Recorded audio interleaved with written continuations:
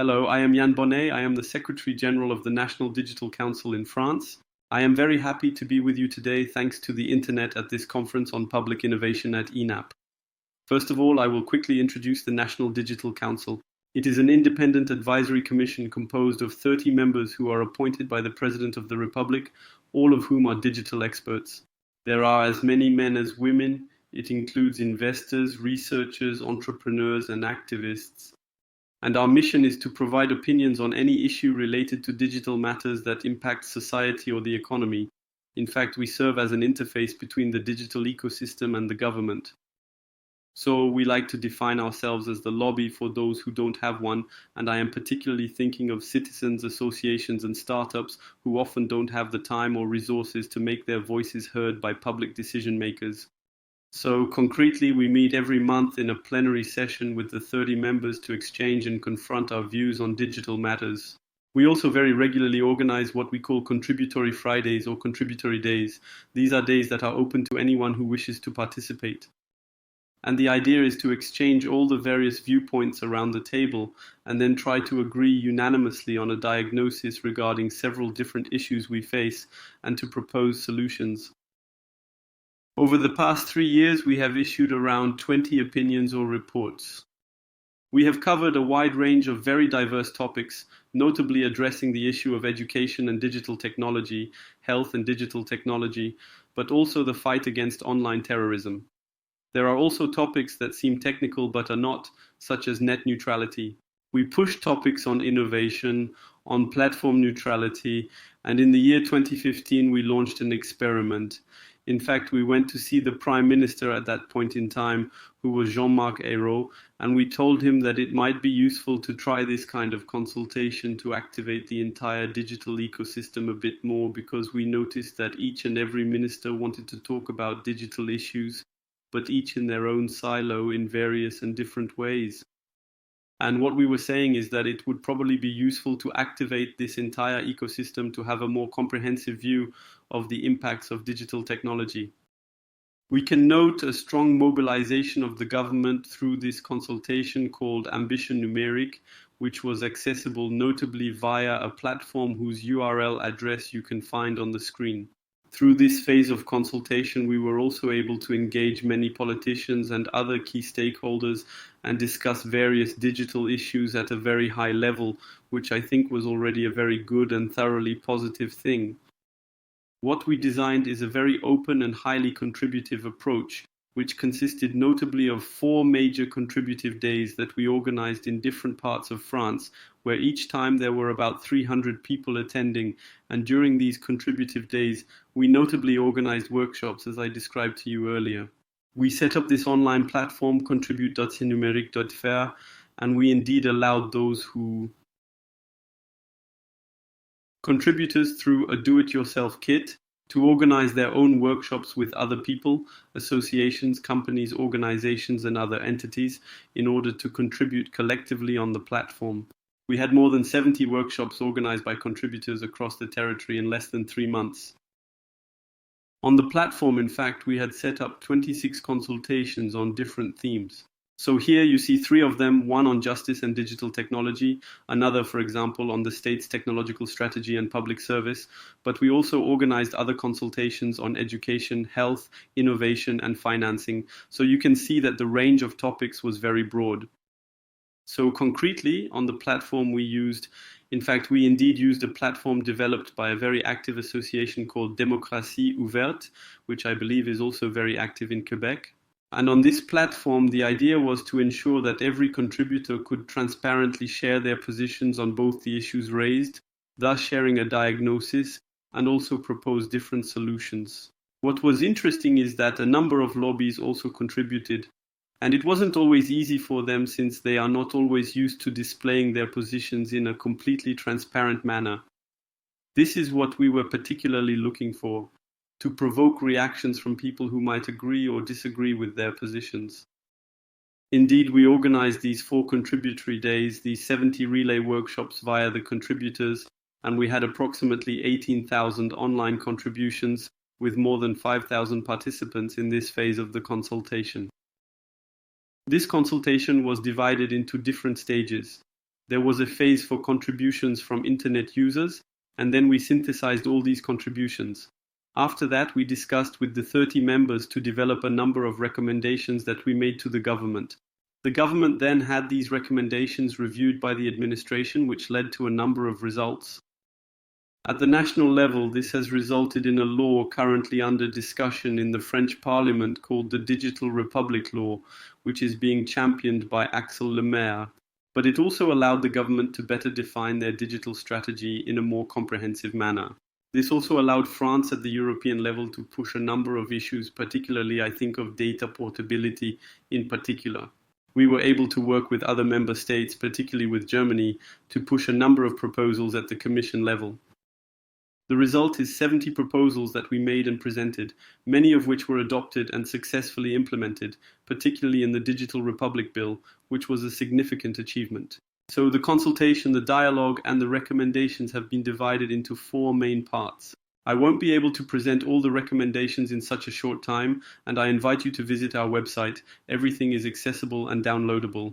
But what you need to remember is that we had divided this consultation into 4 main sections.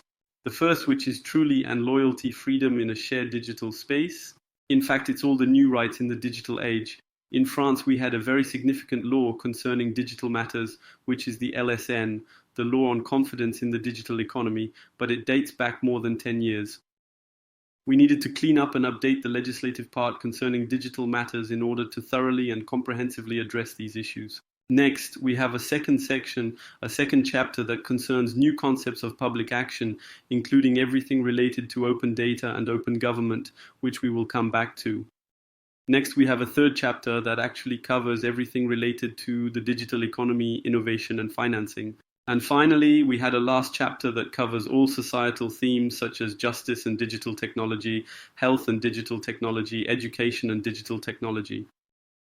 To quickly summarize the various positions we have advocated, we started by reminding everyone that, in essence, the internet is a common good that belongs to no one, and it is of utmost importance to ensure that different actors, multi-stakeholders, and various stakeholders can contribute at different levels to establish the common rules for the functioning of the internet, essentially, fundamentally, and crucially important in the most comprehensive sense. And we recalled a number of principles that have made the internet extremely rich and conducive to innovation, and I am particularly thinking of net neutrality.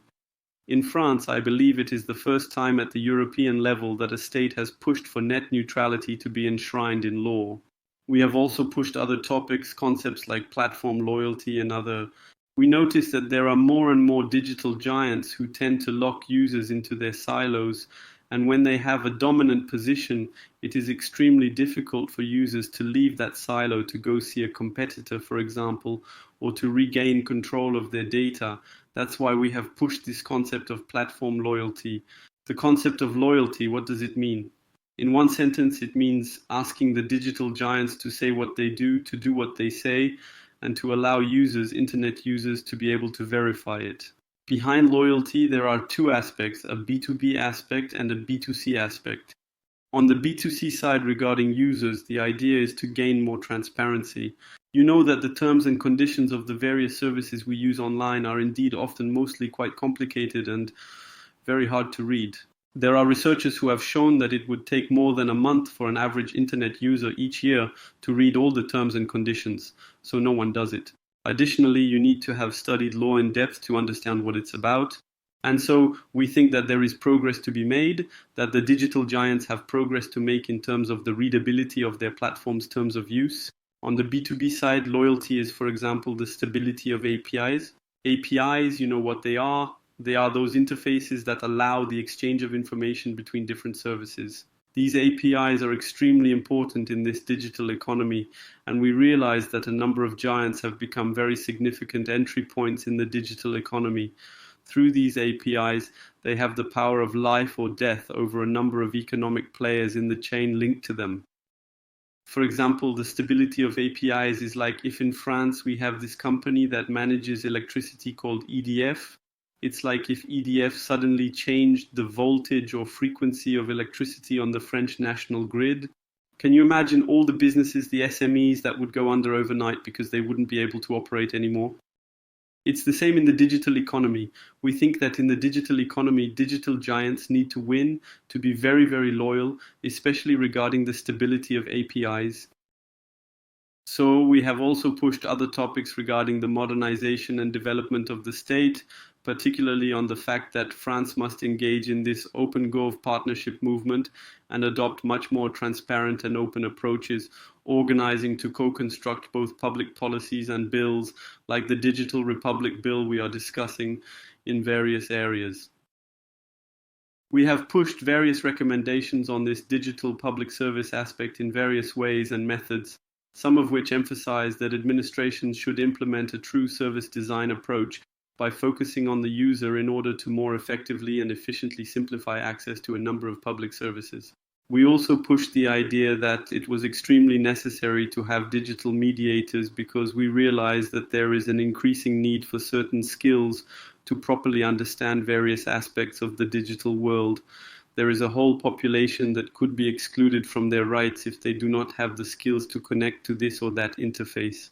And so the human element is necessary, and the digital mediator will become increasingly essential to allow all citizens to benefit from a number of public services, increasingly. We also pushed forward on the economic front with a number of initiatives. We started from a diagnosis that showed there were three major changes in this digital economy. The first change, in my opinion, I think is the rate of growth in this economy. I would take 15 figures, that's the market valuation of the GAFA, although I don't really like this term, but the GAFA, that's Google, Amazon, Facebook, Apple, so these digital giants, this market valuation, it is equal to the market valuation of the CAC 40, that is the 40 largest French companies, and that in less than 25 years. So we realize that this digital economy is very, very, very fast. The second important change in this economy is the international aspect. It is extremely important to be present at the international level if one wants to become a major player.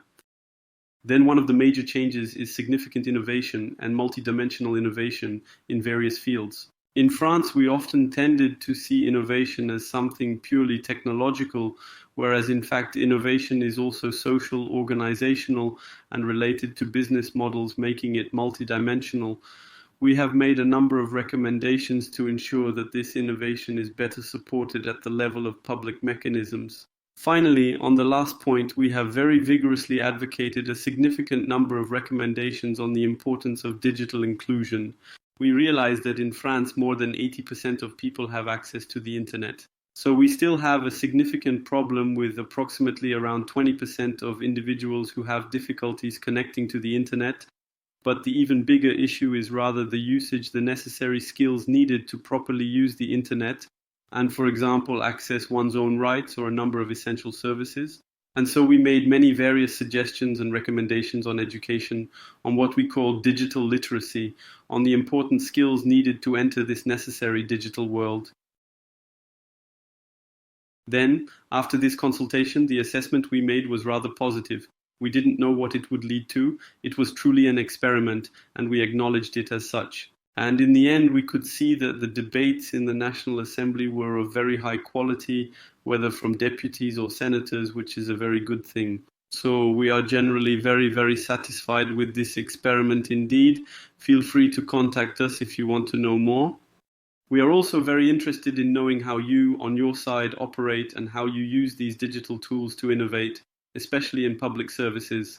That's it. Thank you very much. I wish you a very good conference and hope to see you soon. Thank you.